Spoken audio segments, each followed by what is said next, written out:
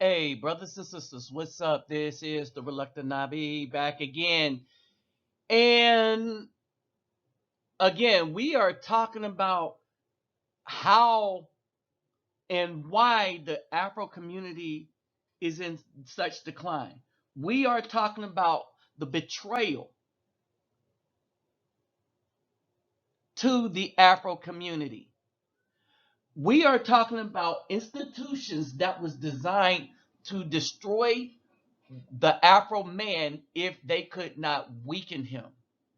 We are talking about the greatest weapon that the country has ever used against the Afro man was the BAF, the BAW. All right. But we are also talking about how our true history and the enemies of the adversaries, the people that wanted the Afro men either subdued or destroyed, we were not taught of these things. These were the things that was not passed down through history. As a matter of fact, we've been lied to about the condition of the black woman during these times and taught not to think critically about her condition and her betrayal. We were lied to about that, as we were also not made aware of the true history of the United States. We were lied to about all of that. We were taught to worship the woman who despised us but for being strong and getting out of the situation that she benefited from. You know, that is slavery.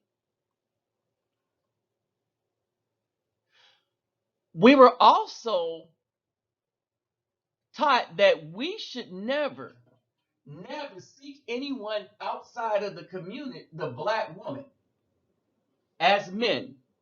While at the same time, she always felt free to date, marry whomever she wanted.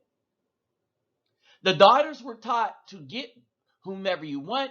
The males were taught to stay enslaved mentally to choosing a woman that really didn't want you, but didn't want you with anyone else.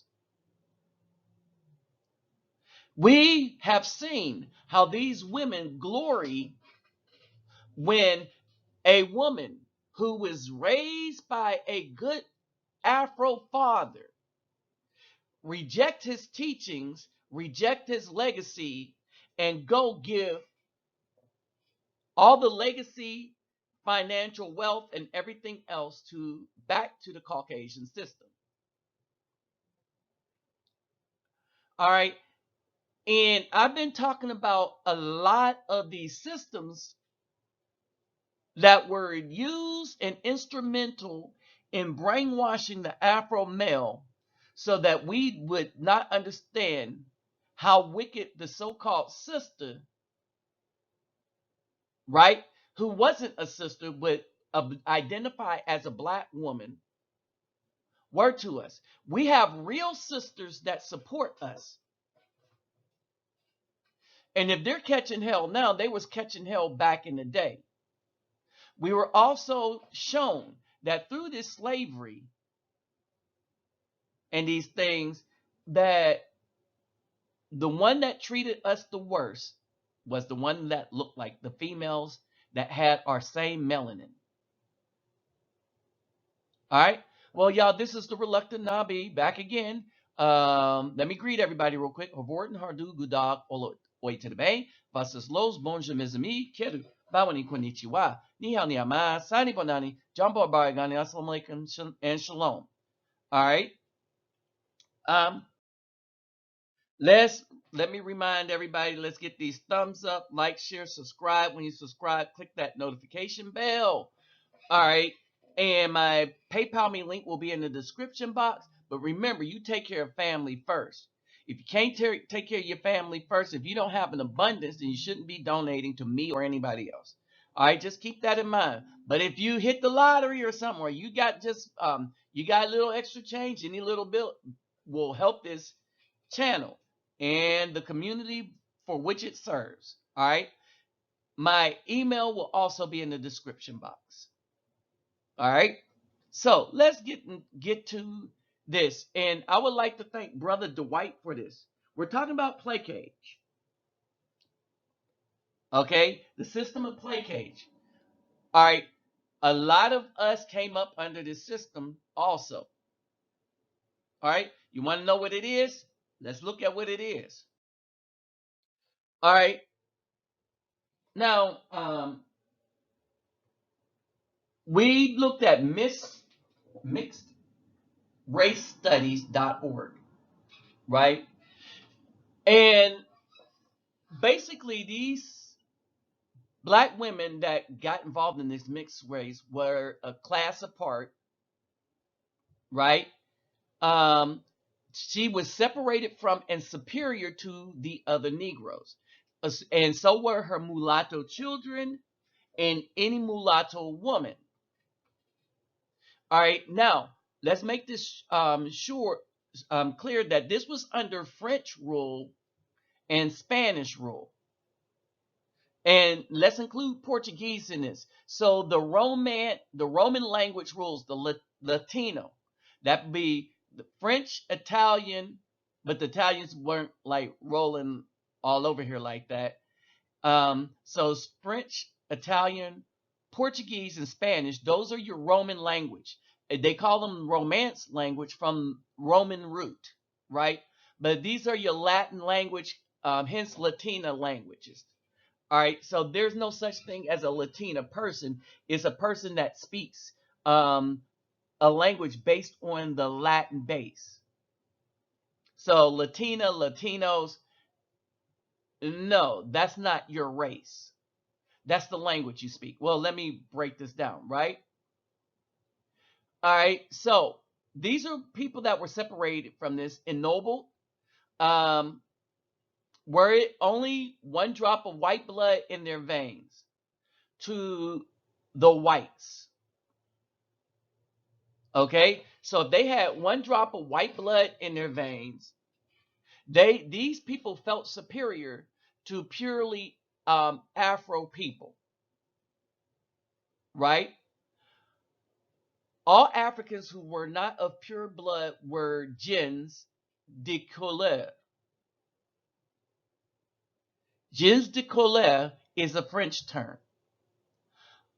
Among themselves, so the French attitude towards slavery was different from the British attitude towards slavery, the American attitude towards slavery. The French is if you had one drop white, then you're more of them. Whereas one drop black made you black with Americans. So you see the contrast here. All right. The French took care of their women as a little less than the white women, but only a little less. All right. Among themselves, however, there were jealous and fiercely guarded distinctions. The mulattoes, quadroons, octoroons, grifts, each term meaning one more generation's elevation, 1 degrees further transfiguration in the standard of racial perfection, which is white blood. Understand how they twist scripture and twist the original man. All right, but this was history. This is what happened in history. Oh, and this history still exists today within the black community. And this is why black women refer to their babies as mixed, or people want to refer to people as mixed race instead of the race of the father. They want to keep this standard intact. One, it confuses the child. Two, it takes the honor away from the father, and honor period no longer exists. You are only recognized in this country based on your color. All right. hold on for a second.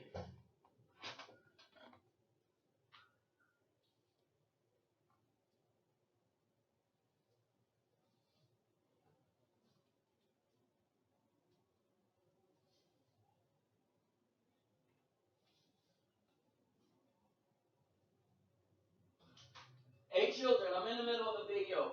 Okay? Later. When I get done, okay? Huh? Okay. And y'all can help me. Y'all can help me write on the balls. Okay? And I have some popsicles for y'all, but I got a video to finish. All right. I'll talk to y'all in a little bit.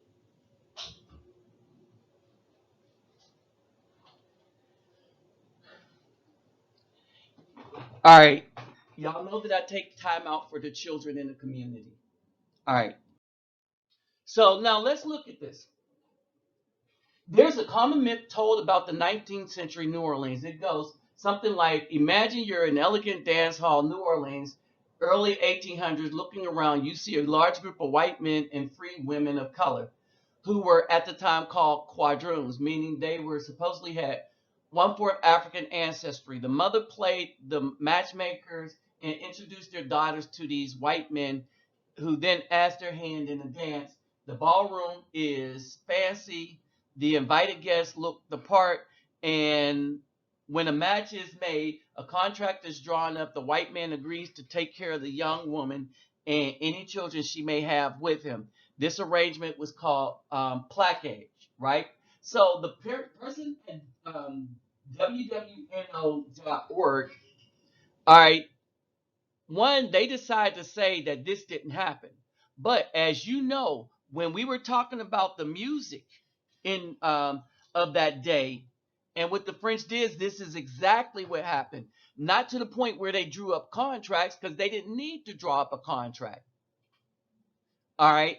And that's the only thing when this dude said it's false that this didn't happen. All right, it did happen. Where do you think all the mulattoes come from in the French Quarter in Louisiana? All right, it did happen. The French did put the women up in houses, and the quadroon was a dance that was a mix of Caucasian and black people, and it is also taught in all the weirdest place in music class. Is because quadroon was the precursor to the jazz thing. And remember how I told you jazz formed? Jazz formed because when Napoleon's army lost Haiti, it started to make him go bankrupt for all the wars he was fighting. So he sold the Louisiana Purchase to Jefferson to become financially viable in Europe. He still lost to England, right? But that's because of horse psychology. But in the meantime, then when the territory switched from French owned to United States owned, then instead of one drop of white made you kind of more white, it was one drop of black made you black, right? And so now the mulattoes had to go and live with in the black communities, and they were booted out of the white communities. All right, and this is evidence. This is what really happened. And so you have the forming of the jazz and all the rest of that stuff, which I talked about in an earlier video. Now, Placage um, was a recognized extra legal system in French and Spanish slave colonies of North America, including the Caribbean.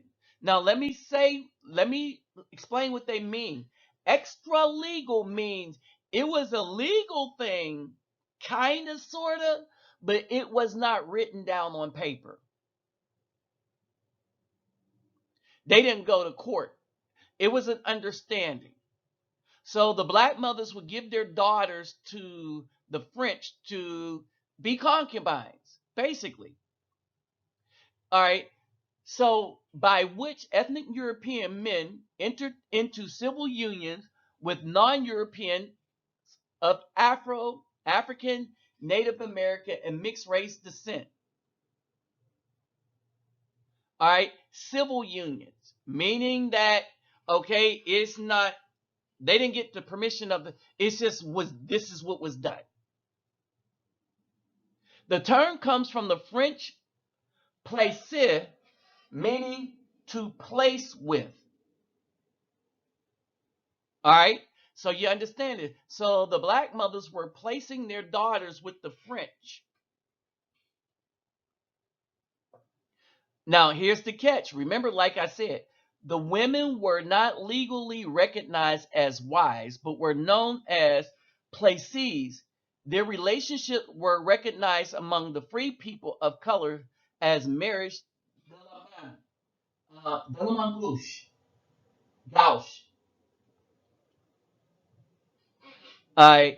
as marriages de la main gauche, or left-handed marriage.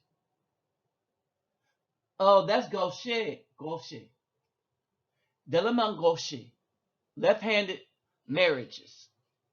They became institutionalized with contracts or negotiations that settled property on the woman and her children, and in some cases gave them freedom if they were enslaved. The system flourished throughout the French and Spanish colonial periods, reaching its zenith during the latter between 1769 and 1803. What happened in this time after 1803? The Louisiana Purchase. All right, so understand this.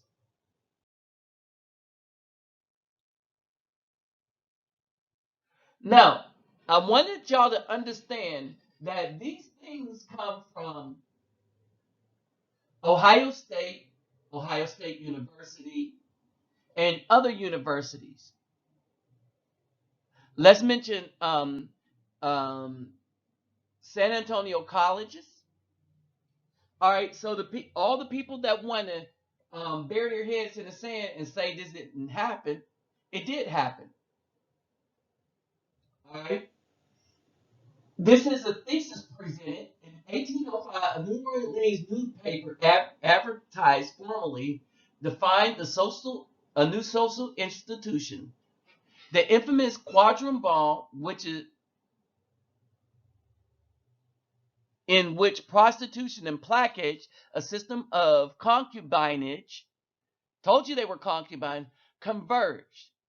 These elegant balls, limited to upper class white men and free quadroon women, became interracial rendezvous that provided evening entertainment and possibly the forming of sexual liaisons in exchange for financial sponsorship. In It is the contention that this thesis, sponsored relationship between white men and free women of color, is in New Orleans is enabled these women to use sex as a means of gaining social standing, protection, and money. In addition, although these arrangements reflect um, a form of exploitation, quadroon women were able to become active agents in their quest for upward and social mobility. Until recently, historians have overlooked the lives of Louisiana's free women of color during the colonial antebellum eras. This guy's research therefore expands historical knowledge about the unique social institution of quadroon dolls and placage relationships in order to give a greater breadth to scholarly understandings of quadroon woman, economic, sexual and economic choices. This research formally began in the summer of 2006. During his participation in the Summer Research Opportunity Program at Ohio State University. All right, so the link to this will be in the description box. Now, when you understand all that, then you come to understand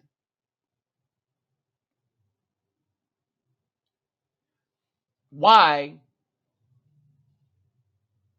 the black women are so anxious to destroy our children.